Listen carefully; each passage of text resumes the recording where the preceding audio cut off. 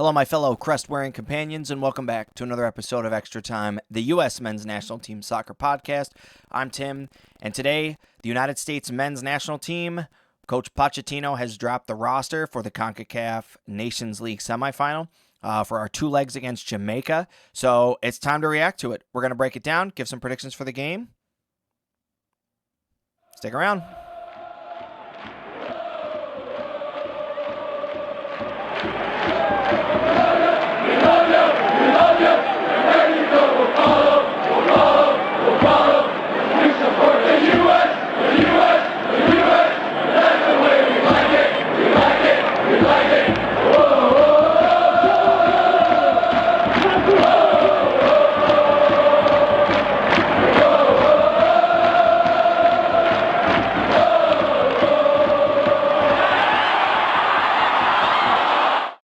All right, earlier this morning, Pochettino released the 25-man roster for the U.S. men's national team for their two legs against Jamaica coming up on Thursday and then again on Monday for those two legs. So I haven't got a chance to look at it yet.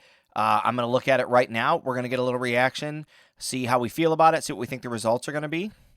So let's hop on over and take a look here, shall we?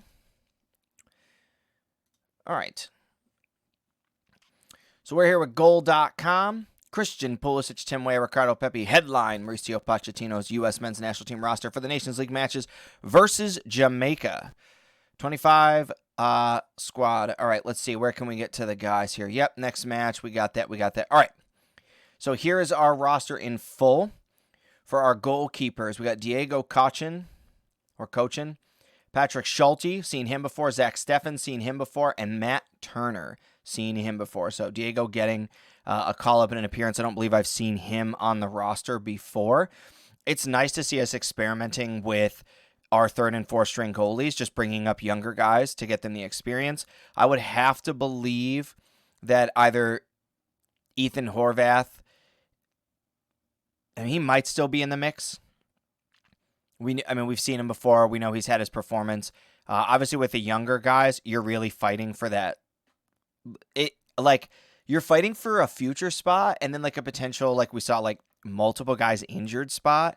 So you can really take a risk and look for somebody who has like a lot of zing in them and just some kind of dynamic player who brings you something and offers something that the rest of the team doesn't have. So we might be seeing this in Diego, just getting another guy on the squad, get another player introduced to the team, see how the guys feel about it, just change the dynamic and the energy up.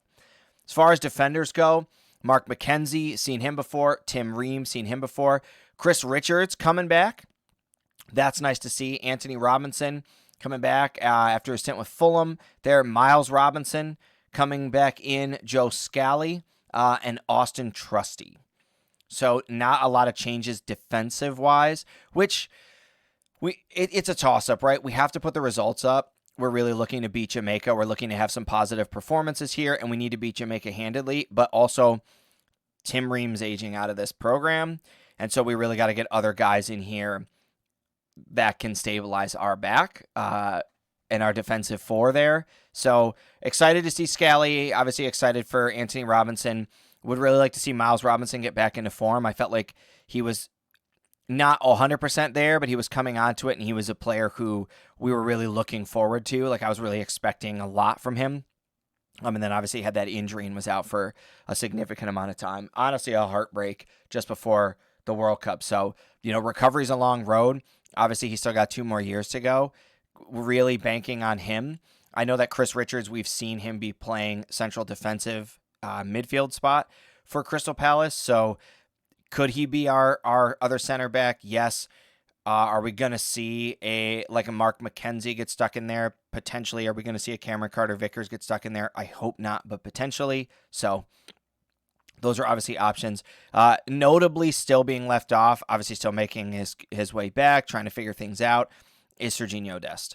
And so we'll take an update in the upcoming podcast and just focus on some of the players and just make more future predictions and look at where the team needs to wind up in a couple years. But for this episode, we're just going to stick to the guys that we got here. So Brendan Aronson, after scoring a goal for Leeds in their 3-0 rout, he's here in the midfield. Not a surprise. Gianluca Buzio coming in again. Love to see it. You love to see it.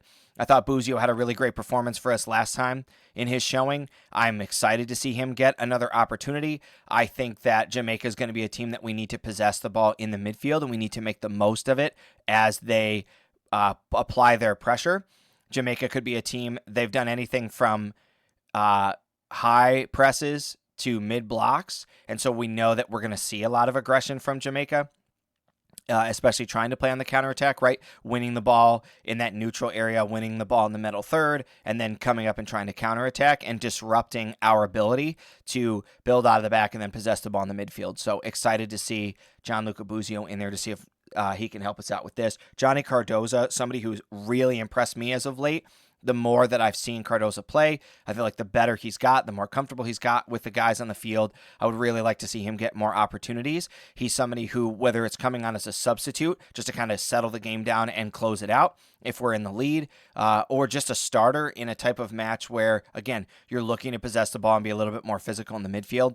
That's something that I like to see from Cardoza. Weston McKennie, kind of, I mean, what can't you say about Weston McKennie? I guess the downside right now is he's been criticized for his fitness. He's been criticized for his form. He hasn't brought the same kind of fight and energy that we were used to seeing a couple of years ago with Weston.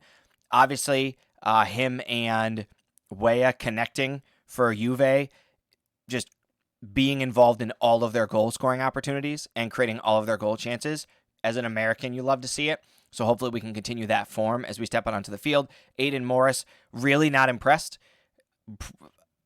I'm going to be concerned if we see any kind of playing time from Aiden Morrison, because to me, we saw we either saw a really low floor or we saw a really low ceiling. And I'm honestly not concerned with which one that is. Aiden Morris is somebody who, I'm talking maybe he's my third option, right, in the depth chart if I'm going to be playing center midfielders. And I mean just for a position. I don't mean he's third in line. I would probably put him maybe 8th, 9th in line for that. Yunus Musa, Tanner Tessman coming back to see if he can get, excuse me, some playing time, some opportunities, and then Malik Tillman. The midfield's good. I like that we got depth. I like that we have the opportunity to have some players kind of duke it out. It should be said that this is Pochettino's first competitive roster, so I'm excited to see what he can get out of the guys. And this will now be like his first really full camp, and his first full camp in a competitive setting, and then his second camp with a lot of these guys, really looking to establish himself. The players have an idea who he is. You've gotten that first camp jitters out where the players are going in, they're meeting him in person for the first time, they're having conversations. He's trying to balance between really getting after it in practice and spending time with the players to develop those relationships.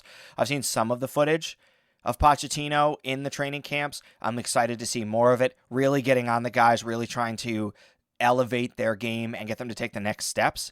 That's something that we were all dying for as we were looking to let Greg Berhalter go, and then in the interim period, we knew we needed somebody to come in and light a fire under these guys. We have 2 years to go.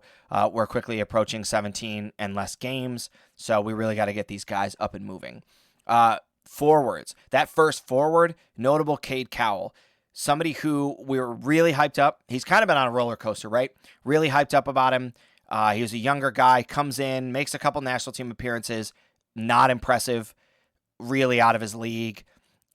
Getting outmanned, getting outclassed, goes and plays for the Olympic team and is one of the clear number one players for that squad, both from a leader stance, from that personality, that energy stance, and just on the field performances, right? With the goals, the opportunities he created, and just the results that came from it, right? Just from a statistical stance. So he's somebody who perhaps maybe this is going to be another chance for him. Bring him in, see what he can do. As far as the other forwards, Ricardo Pepi, I'm going to touch on in a second. Christian Pulisic, obviously a no-brainer. Brandon Vasquez, love to see him coming back. He's a player who was in really good form before he got dropped from the roster, and I'm personally excited to see him come back. He has the ability to score goals coming off of the bench. He can win the ball in the air. He's decent with the ball at his feet. He's somebody that you want to have on your bench in case you got to go there and you're fighting to get that result, right? You're down, which we know we could be against Jamaica, or that the game's tied and we're looking for a result, whether it's on aggregate or just to close out, not having to go to any kind of penalty kick, something. He's a guy that I like seeing it coming off the bench. Tim Weah, we talked about him with McKinney. He started to really shine over at Juventus. He's in a little bit of a streak here. We're going to see if he can hold it for the rest of the season and kind of stay into form. And then Alex Zendejas, pretty neutral, right? Like he's kind of like a mid player for me. We have seen good things and we've seen some poor things. Nothing like overly shining. Like he hasn't really like broke through and done anything crazy. And he also really hasn't any like embarrassing moments. So let's talk about our forwards real quick for a second. So one of the things that obviously a notable player to be left off is we're missing Flair Balogun. I'm not worried about this. I think that with the players that we have, Ricardo Pepi and Flair Balogun have both sort of earned the ability to say, I'm the striker. While Balogun, to me, on the eye test, seems to be a player that when he comes in, he really has a lot of, like, he just gets it done, right?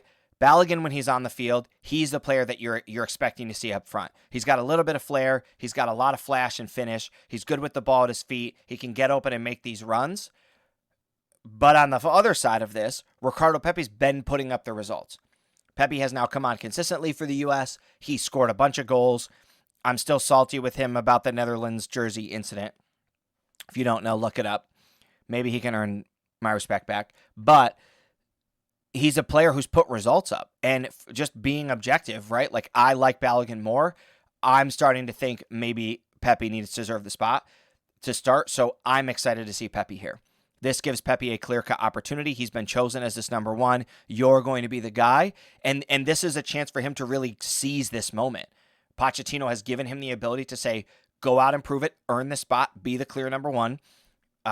If we need to play that 4-3-3 with a high center guy, if we're going to continue to play the 4-3-2-1, some of the other tactics that Pochettino has, why not have a player like this who can come in, who can distribute, and also can just finish guaranteed chances. Pepi has come a long way in his career with the United States men's national team. Going from a player that when I first watched, I was really concerned with because he was just not someone who I thought was going to be able to consistently finish. And he was missing a lot of easy opportunities, and Ferrer was missing a lot of easy opportunities. And he has come completely full circle to a player who is finishing the bunnies, the easy opportunities, and some very challenging ones. Pepi has had a lot of very high-class goals for the United States over the past 6 months, and it seems like every time he comes on the field, he's somebody who's been just so electric. And so I'm really, really excited to see him come into these games and be one of those players and look at Pochettino and say, I'm not going to let you down. You gave me this opportunity. It's time for me to seize it. And from a competition stance, let's get Balogun back and see if he can raise the bar, right? Let's do it in a healthy way. Let's have the players, raise the bar for one another and see what we can do. Going into these matches, right? The United States is going to play Jamaica. We have the first game on Thursday. It's in Kingston. The United States does not have a great record against CONCACAF on the road. We really don't have a good record against Jamaica on the road. Jamaica and Panama are teams that we've really struggled with. And going back on some of the results, Jamaica were teams that we either lost to or drew, right? We had opportunities where we felt like we were really controlling the game only to concede one late. We had the other match against Jamaica where Jamaica jumped on us early and scored a goal almost immediately, and we had to claw our way back into it, getting another goal, getting goals super late in the game in the second half. So we need to be a team who comes out, we're disciplined, we're prepared for what Jamaica has. We need to be able to adjust very, very quickly to whatever Jamaica's tactics are. I'm expecting to see Jamaica in a mid to high press, trying to stop us from building out of the back. They know we like to build out of the back. We've seen teams do this, whereas Ream and Robinson get the ball, and we play it out to Scally. You can tell that the teams are watching as Scally starts to swing the ball back, or as Anthony Robinson starts to bring the ball back. The whole team presses up, and we're left kind of hitting these hospital balls into our midfield with our midfield not checking too, and then Jamaica wins the ball and goes on the counterattack. So we're really going to have to see a lot of hustle out of our midfield and players who want to possess the ball early and go forward. Another key might be being decisive. And I don't mean, as if we weren't going to be decisive. If we're going to see that press, then from a tactic stance, when we make a decision, we have to make a decision. Under Berhalter, we used to see that our decisiveness was that we just stuck to the game plan no matter what. Maybe we're going to see a little bit of a shift.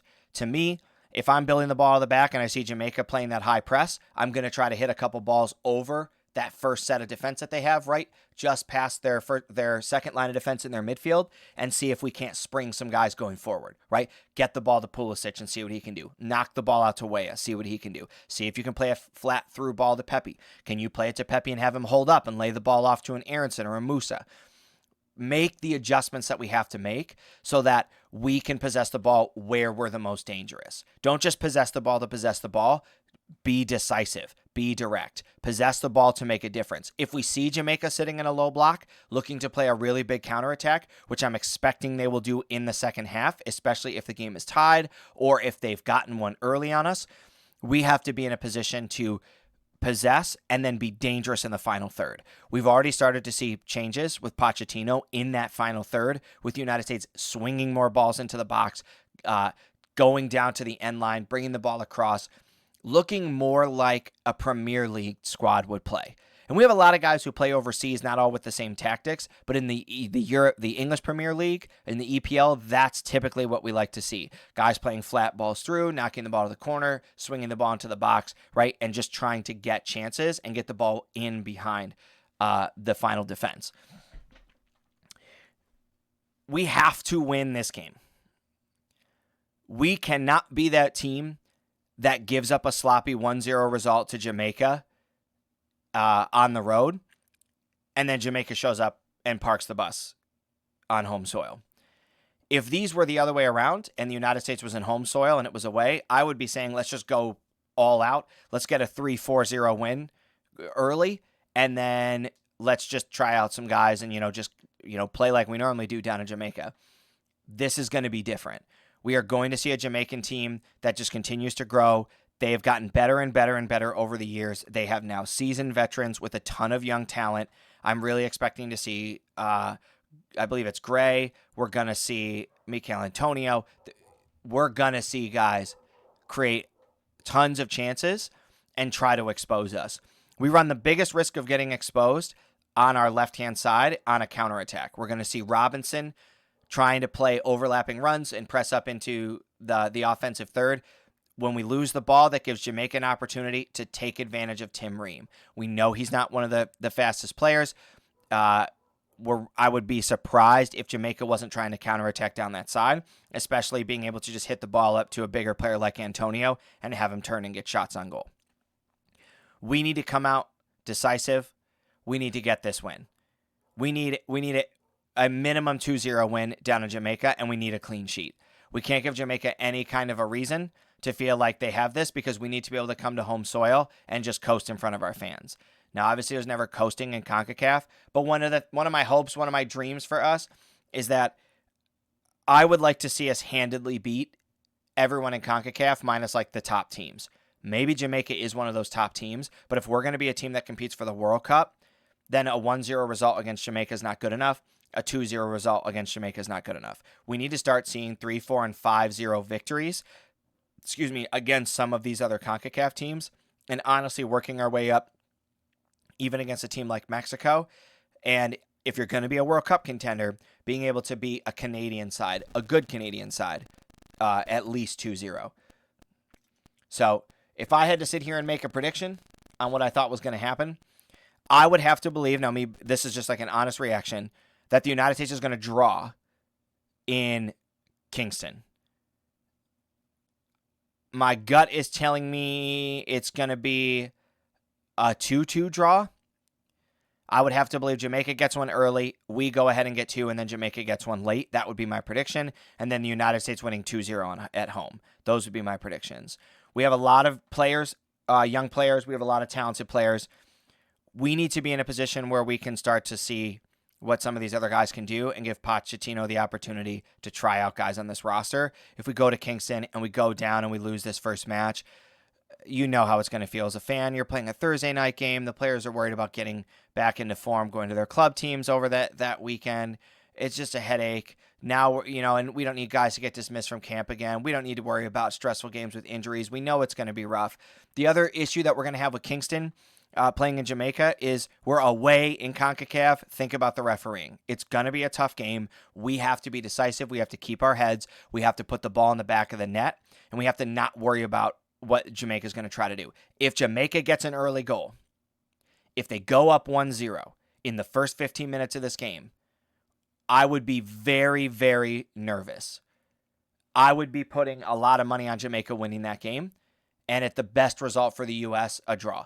It's blown my mind. I don't know why we do it, but when we go down early to these CONCACAF teams, we get it in our head that the best possible outcome is now a draw, and you can tell that we play like it. We're like kind of awkwardly playing with this like desperate hesitation where we're like, we got to get the ball up to the final third, and then we're like really hesitant to lose it or do anything with it because we know we're going to wind up back on defense. None of that stuff can happen. I would like to see the United States come out of halftime 1-0. I would like to see us get a second one or even a third one. We started to see us, that's one of our themes, especially with Pepe coming in, is that in that final set of stoppage time from about 85 minutes to the end, we've really pressed and gotten a couple goals as the other team tries to stretch against us. I would love to see that again.